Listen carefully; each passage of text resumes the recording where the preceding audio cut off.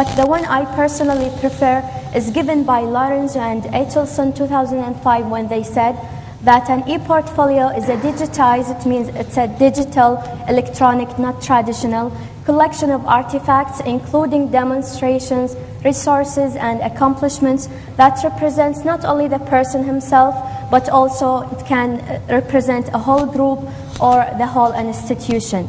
And according to Lawrence and Eitelson, this collection of artifacts can comprise of text, as I mentioned, graphics, pictures, multimedia elements, or even video and sound clips. And the next question is, why is e-portfolio important?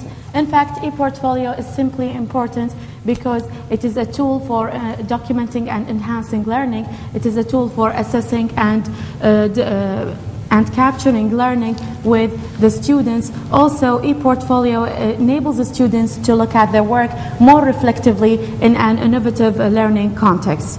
We will move to the second question, these are the advantages of e-portfolio, as I have mentioned. And now with Miriam. How to create an e-portfolio. Actually, to start to creating your e-portfolio, it's very simple, easy, and flexible process. You just have to go through these 3 steps. Begin, choose, and store. And to begin, you just need to have some basic equipments like the computer, digital camera, and the scanner to transfer your documents and images. The next step is to choose your best work that you would like them to be included in the e-portfolio, whether it's text, PDF, blog, graphic, movie maker, sound and video clips, or any kind of projects. And the last step is to store your information. You can use the hard disk, you can use flash memories or CDs. For example, the students can save his e-portfolio in this tiny flash memory instead of holding this heavy folder or file. But of course, as you know, with any new system, especially if it is a technological basis, we may face some challenges. One of these challenges is the technological skills. It means that building an e-portfolio, it needs from the students to be well-trained and well-prepared and with highly technological skills so that they can deal with different multimedia elements and be professional in using the computer and the internet. And the second challenge is the training and IT support. When you want to implement the e-portfolio in your institution, you must make sure that you have the IT support not only for the students, but also for the whole institutional staff. And the last challenge, it involves the students themselves, because some of them, they fear to use the e-portfolio because of some issues, like the cyber plagiarism and privacy. And now we have the next question. When do we use it and with whom? Simply, no restrictions for using e-portfolio. E-portfolio can be used by all types of students, starting from kindergarten stage till the higher education. Specifically, e-portfolio usage, it doesn't stick to a particular stage. We'll move on with Miriam. Yes, our study was, the results from our study were explored from the teachers' perspectives in both stages, the primary stage with very young learners and the higher education. And my results, I will just tell you a sample of the most obvious results in the higher education according to the professors at the College of Education. For example, here as you can see, awareness, 93% of the professors were aware about the concept or the meaning of e-portfolio.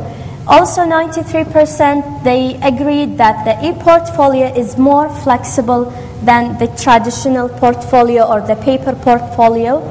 And 50% they think that the e-portfolio focuses on the quality of the work rather than focusing on the quantity. And 65% they said in the e-portfolio we can include, as we mentioned, different kind of content, unlike the traditional one.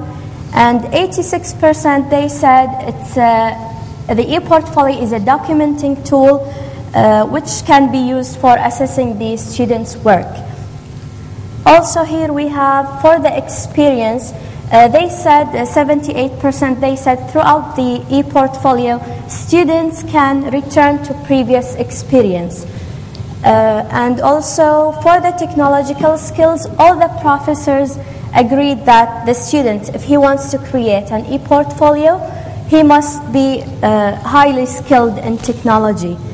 And also we have 65% of the professors, they said that the e-portfolio is not only useful for the students themselves, but also it is useful for the college. Because if the college is using the e-portfolio for assessing the students' work, then this is the shortest way to get the accreditation from the NCATE. As you know, the NCATE stands for the National Council of Accreditation for Teacher Education. And also 57%, they said that throughout assessing students' work by their e-portfolio, then we will have best quality of students in the learning outcomes. And now for the results in the primary stage. In the primary stage, structured interview was used for collecting data. In fact, they were 8 teachers were interviewed by this interview. The results showed that only 1 teacher was aware of the e-portfolio as a theory and a practice. The other teachers were aware of an idea that e-portfolio is just a grading tool to grade certain skills students already have. As you can see here, the teachers' perspectives regarding e-portfolio, regarding content and challenges. The teachers claimed that content of e-portfolio should include read materials by students, solve the problems by also the students themselves, and other accomplishments. Such content should be supported with multimedia in order to enhance the learning, to be much more creative work of the students. Regarding challenges, teachers claim that there are several challenges we will face if we implement the e-portfolio, such as shortage of time, shortage of technical skills for both teachers and students, shortage of equipments in schools, and change resistance. Regarding change resistance, this is a role factor most teachers mentioned in the interview. They said that there are so many people who are in charge in the educational field keep resisting any change in such field. A situation happened to me personally when I was at one of the schools. I was doing my interview. A teacher who was going to have my interview with her kept asking me a lot of my topic, about my questions, asking me to have a look at my questions. When we wanted to start our interview, she said, "Sorry, I can't continue with you. I can't talk about something, it doesn't exist in reality." She means the Kuwaiti education. The real concept of e-portfolio is not existed in Kuwaiti education. We'll move on with Maryam. Yes, our last question is, what is next? As you know, next refers to future, and the future needs better planning and good implementation of the e-portfolio. And to do so, we came up with some solutions and suggestions. We hope they are helpful to the decision makers or the future research. The first suggestion is to create or establish an IT technical department in every school and college to support both the students and their professors.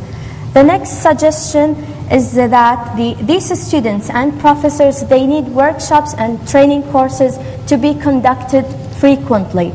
Also, one of the solutions is to encourage the students to use the Web 2.0 technologies instead of using the old traditional ways. For example, they can use the blogs, YouTube, Facebook, Twitter, and these things in creating their e-portfolio.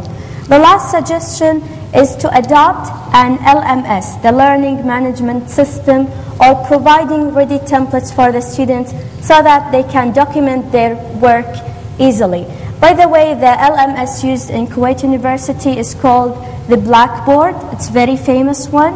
I used it personally. It's very effective, and we really live the atmosphere of e-learning flexibly and freely. Our message, at the end, I would like to say that our message from this lecture, from this conference, is that we would like you to know the real importance of e-portfolio. E-portfolio is in fact a learning tool, is an innovative learning tool for long life learning. Thanks a lot.